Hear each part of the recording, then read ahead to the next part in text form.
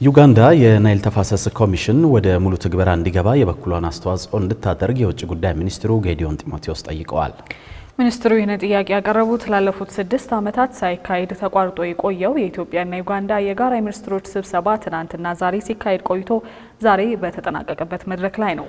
በምክክሩ ሀገራቱ በሱዳንና ደቡብ ሱዳን እንዲሁም ደግሞ በቀጠናው የሚስተዋለውን አለመረጋጋት ለማርገብ በጋራ በሚሰሩበት መንገድ ላይም መክረዋል ተብሏል። አቤል አበበ ተጨማሪ ያለው 2011 የፈረንጆቹ ዓመት ላይ የኢትዮጵያና ዩጋንዳ የጋራ ሚኒስትሮች ኮሚቴ በደረሰበት ስምምነት መሰረት የሚኒስትሮቹ ስብሰባ በሁለት ዓመት አንዴ ሊደረግ ይገባው የነበረ ቢሆንም 2019 ላይ በካምፓላ ከተካሄደው ሶስተኛ ዙር ስብሰባ በኋላ ግን ዳግም ሳይካሄድ ቆይቷል። የኮቪድ-19 መከሰትን ተከትሎ ተቋርጦ የነበረው ይህ የኢትዮጵያና ዩጋንዳ የጋራ ሚኒስትሮች ስብሰባ ከ6 ዓመት በኋላ አራተኛ ዙሩን ትላንትና ዛሬ በአዲስ አበባ አካሄዱ ተጠናቋል። በውጭ ጉዳይ ሚኒስትሩ ኦዶንጎ ጄጄ አቡበከር የተመራው የዩጋንዳ የሚኒስትሮች ልኡካን ቡድን ዛሬ በአዲስ አበባ ከኢትዮጵያ አቻዎቹ ጋር ከመምከሩ በፊት በትላንትናው ዕለት በሁለቱ ሀገራት ባለሙያዎች ቡድን መካከል ምክክር መደረጉም ተነግሯል። በዛሬው ዕለት በተደረገው ምክክርም የዩጋንዳ የንግድና ኢንቨስትመንት እንዲሁም የመከላከያና የኢሚግሬሽን ሚኒስትሮችን ጨምሮ የተፈጥሮ ሀብትና የኤነርጂ ሚኒስትሮችና ሌሎችም ከኢትዮጵያ አቻዎቻቸው ጋር በጋራ መስራት በሚቻልባቸው ጉዳዮች ላይ መክረዋል ተብሏል። በዚሁ ጊዜም ሁለቱ ሀገራት ከቀጠናዊ ሰላምና ከሌሎች ኢኮኖሚያዊ ጉዳዮች ጋር በተያያዘ በትብብር እየሰሩ መሆናቸውን ያነሱት የውጭ ጉዳይ ሚኒስትሩ ጌዲዮን ጢሞቴዎስ ኢትዮጵያ በሶማሊያ አልሸባብን ከመዋጋት ጋር እንዲሁም በቅርቡ ከተቀሰቀሰው የደቡብ ሱዳን ጦርነት ጋር በተያያዘ ችግሩ እንዲፈታ እያደረገች ያለችውን ጥረት አንስተው ሌሎች አጋር አካላትም በጥረቱ እንዲሳተፉ ነው የጠየቁት። to counter terrorism in the region, particularly in Somalia through the AUSOM. በኢሶም በኩል ሽብርተኝነትን በቀጠናው በተለይም በሶማሊያ ለመመከት የምናደርገው የጋራ ጥረት ከፈንድ ጋር በተያያዘ የገጠመው ችግር እንዲፈታ የጋራ ጥረታችን አስፈላጊ ነው። አልሸባብን ለመዋጋትም አፋጣኝ ትኩረት መስጠት አስፈላጊ ነው። ቡድኑ ለቀጠናውም ሆነ ለዓለም አቀፍ ማህበረሰብ ስጋት በመሆኑ ትግሉን እንዲደግፉ እንጠይቃለን። የደቡብ ሱዳን ችግርም በ2018 መፍትሄ እንዲያገኝ በጋራ መስራታችን ይታወቃል። አሁንም ይህንን ትብብራችን የምንቀጥልበት ጊዜ ነው። The conflict in South Sudan in 2018. It is high time we continue this strong collaboration. ከዚህ በተጨማሪ ዩጋንዳ በቅርቡ ወደ ኮሚሽንነት ያደገውን የናይል ቤዚን ኢኒሺዬቲቭን የወቅቱ ሊቀመንበር ሆና እየመራች እንደመሆኗ ከኮሚሽኑ እውን መሆን ጋር በተያያዘ የበኩሏን ድርሻ እንድትወጣ የውጭ ጉዳይ ሚኒስትሩ ጌዲዮን ጢሞቴዎስ ጠይቀዋል።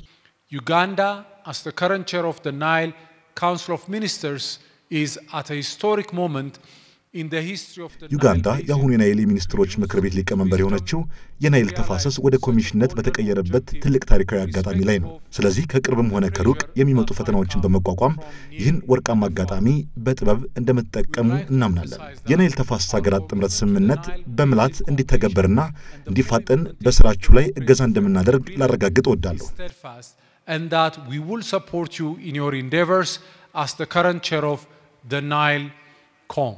ከ6 ዓመታት በኋላ ዳግም ወደ ምክክር የተመለሱት የሁለቱ ሀገራት ሚኒስትሮች ከዚህ በፊት የፈረሟቸው የመግባቢያ ስምምነቶችም ሆነ አሁን ላይ የሚፈራረሟቸውን አዳዲስ ስምምነቶች ወደ ተግባር ለማስገባት ዩጋንዳ ቁርጠኛ መሆኗን የውጭ ጉዳይ ሚኒስትሩ ኦዶንጎ ጄጄ ተናግረዋል። The formal joint ministerial commission meetings in the last 6 years two countries መደበኛ የሚኒስትሮች ስብሰባችን ባለፉት 6 ዓመታት ባይካሄድም ሁለቱ ሀገራት ግንኙነታቸው ሳይቋረጥ እንዲቀጥልም ስምምነቶች ወደ ስራ እንዲገቡና ውጤታማ እንዲሆኑ በትልቅ ቁርጠኝነት ሰርተዋል። አሁን ማረጋገጥ የምፈልገው ዩጋንዳ የተፈረሙ ሁሉም ስምምነቶች እንዲተገበሩ እንደምትሰራ ነው። ከዚህ ስብሰባ የሚገኙ ውጤቶችንም እንዲሁ በመተግበር ግንኙነታችንን ወደ ተሻለ ደረጃ ለማድረስ እንሰራለን። Ensure that the outcomes of this session are as important to drive our relations as any other to new heights. ከ1993 የፈረንጆቹ ዓመት አንስቶ በሚኒስትሮች ደረጃ ያለ የጋራ ግንኙነት እንደጀመሩ የሚነገርላቸው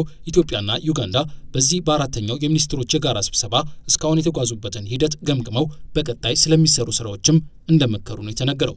በውይይታቸው ከተነሱ ዋና ጉዳዮች መካከል የቀጠናው ሰላም እንዲሁም የድንበር ተሻጋሪ ወንዞች ጉዳይና በመከላከያው ዘርፍ ያላቸውን ትብብር የማጠናከር ጉዳይ ይገኝበታል ተብሏል። ከዚህ ባሻገር በንግድ በኃይል ዘርፍ እንዲሁም በማዕድንና ግብርና ብሎም በአየር በባቡርና በየብስ ትራንስፖርት ዘርፎች አብረው ለመስራት መምከራቸው ተነግሯል። በማጠቃለያውም በተለያዩ ዘርፎች ላይ በጋራ ለመስራት የመግባቢያ ስምምነት ተፈራርመዋል።